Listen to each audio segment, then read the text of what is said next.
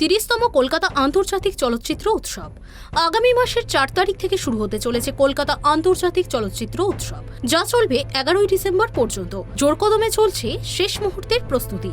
কলকাতা আন্তর্জাতিক চলচ্চিত্র উৎসব নিয়ে শুক্রবার রবীন্দ্র সদনের অন্দরে হয়ে গেল সাংবাদিক সম্মেলন। হাজির ছিলেন মন্ত্রী অরূপ বিশ্বাস, ফেস্টিভ্যাল চেয়ারম্যান ও পরিচালক গৌতম ঘোষ, অভিনেতা অর্জুন চক্রবর্তী, রাজ্য তথ্য ও সংস্কৃতি দপ্তরের প্রতিমন্ত্রী ও গায়ক ইন্দ্রনীল সেন, বন দপ্তরের প্রতিমন্ত্রী বীরবাহা হাসদা প্রমুখ।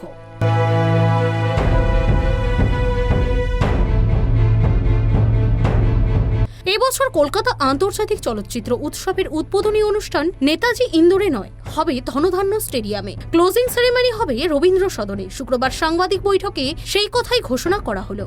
আগামী মাসের 4 তারিখ থেকে 11 ডিসেম্বর পর্যন্ত চলবে কলকাতা আন্তর্জাতিক চলচ্চিত্র উৎসব।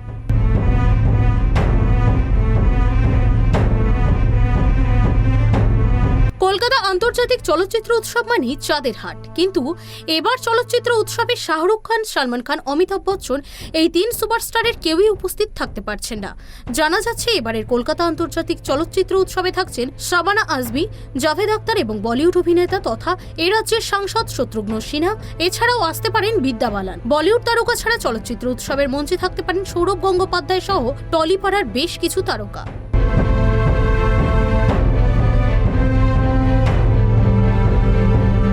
30তম কলকাতা আন্তর্জাতিক চলচ্চিত্র উৎসবের অফিসিয়াল থিম সং এর কনসেপ্ট মমতা বন্দ্যোপাধ্যায়ের। গানের লিরিক্স লিখেছেন এবং গেয়েছেন নচিকেতা।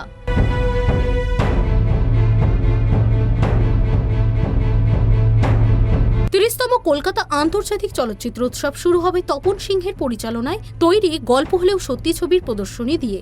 চলতি বছর প্রতিযোগিতা বিভাগে মোট 2459টি ছবির মনোনয়ন জমা পড়েছে। 30তম আন্তর্জাতিক চলচ্চিত্র উৎসবে প্রতিযোগিতা বিভাগে 14টি ছবি মনোনীত হয়েছে।